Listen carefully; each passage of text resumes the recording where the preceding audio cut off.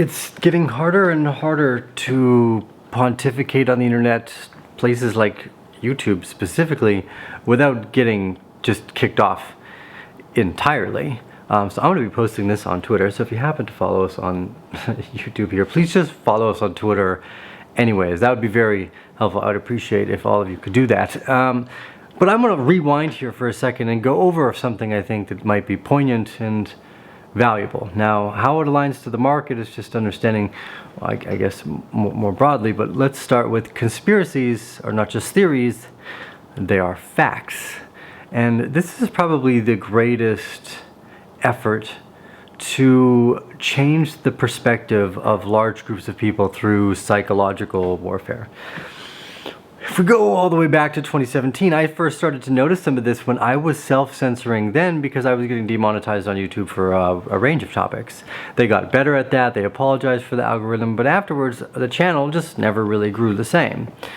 As the Twitter files came out, we started to realize that yes, in fact, there were people that were being shadow banned, and some people more largely that were just being kicked off for no particular reason other than they just disagreed. This was kind of the beginning of censoring true information that just didn't go along with the narrative at that time. In early 2020, for those of you who knew me personally, we happened to be chatting. One of the things I was concerned about was this glycoprotein 120 CGG fern cleavage site that happened to be hiding in a SARS virus. Never before seen in nature, ladies and gentlemen, but many times seen before in the recent research articles around biological weapons, which were then later dubbed as dual research vaccine grants. So we were going to study a virus, but because we can make a vaccine at the same time, well, handy that. We have both the virus and the vaccine patented as well. So anyways, being that conspiracies are mostly turning out to be facts, we might want to question the nature of some of the more important aspects of our value economy as we go forward. Now, I've always said and repeated this mantra that Bitcoin will become the most valuable when your money is the least safe from governments. Over the last few months, we've been watching a heightened excess mortality over the 5-year rolling average, which includes the pandemic year, so that you would suspect that after the pandemic, the kind of more feeble people who died in the pandemic, you know, God bless their souls, and may they all travel to a beautiful afterlife. So if more people were dying, and then all of a sudden now more people are dying than the more people, when you would expect that the weaker, which is the majority of the way flus works, it's just because that's how life works, people would die. And now there's even more people that are dying, and nobody's talking about it. Okay, so that would be very deflationary. We wrote about that in our most recent newsletter. The idea that if there's just fewer people buying less stuff, it's not inflation we would likely have to worry about. And there are people who are smarter, who are older, more attuned to these ideas, who've been talking about it as well. But the problem for me is I live in the jungle. I like to play music. I'm not a doctor. I'm not a mathematician, although I like to pretend that I'm both of them in my spare time by the things that I read. We got ourselves a reader over here. You got to be careful of your research, is what the new age would try to see, because if you research the wrong things, you can end up an enemy or a dissident of the state, because now we're on the verge of turning people that just think differently into terrorists. That's the way it appears to be going. Oh God, Donald Trump can't possibly be allowed on the mainstream media to say something because everything he says is so incredulous. I don't like Donald Trump. I don't like any of the presidents. I don't think any of the presidents, aside from maybe JFK, did a good job. So conspiracy seems to be taking place. We already know that things like Operation Paperclip or Project Mockingbird took place. Conspiracy is a fact. One of the greatest things the mainstream media has done is to be able to convince people that those who conspire to malevolent needs, so where large intersections of power and money occur, aren't doing exactly that on a daily basis. Yeah, that's a great deception. That's a wonderful trick, is to think that conspiracies would only be theories. Anyways, the reason why I wanted to go over this is because it seems like we're getting closer and closer to that value break in society.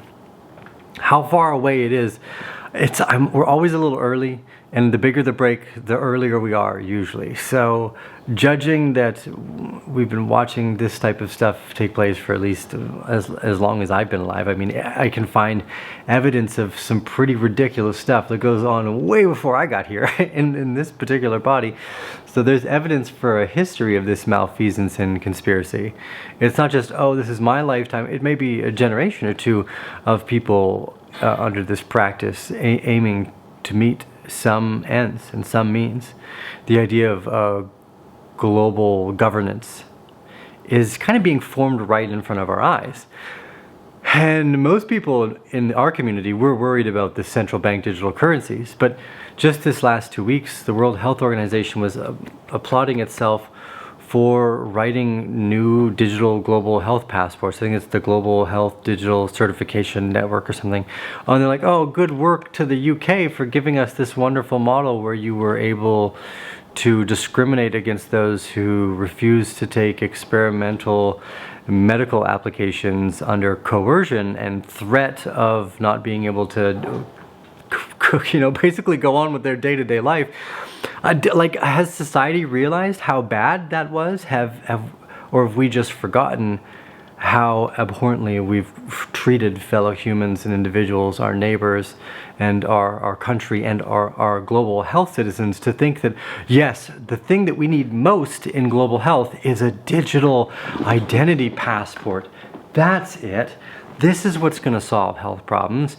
Oh, what an amazing job. It's not that people need to be going outside more to get some vitamin D from the closest neighborhood star friend. Oh, thank you, Star Energy, for giving me the life, just like every other living thing on the planet. No, you need pharmaceutical injections and pills. Health lies not within the universe that birthed you, but within our profit margin. And if it doesn't fall in there, we've got a lot of money to spend on information that goes through these public medical journals. We've gotten to a point where conspiracy has corrupted even academia's ability to tell us what truth might be. So, okay, where am I going with this? We're starting off with the idea that conspiracies are facts. Okay, great. The next thing that they're trying to do is bring in some global money and governance and health passport system.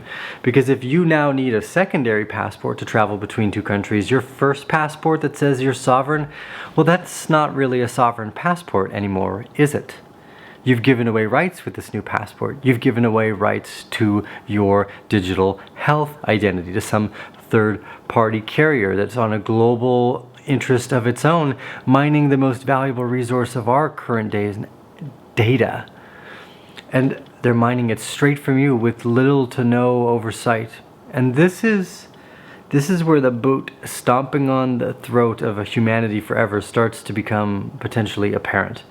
And where, more than ever, I think the reason why I'm trying to get through this is just so that I'm voicing my thoughts as the system seems to be running so many people over.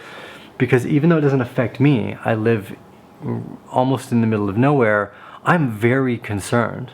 I'm going back to visit my parents in Canada, and I do not want to. I do not trust these countries anymore.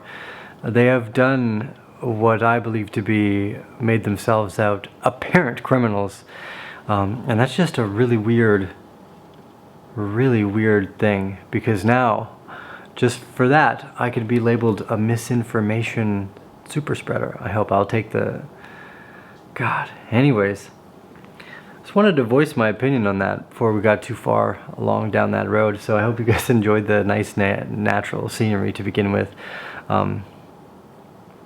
Yeah, global world health digital passports, central bank digital currencies. What are you gonna say? No?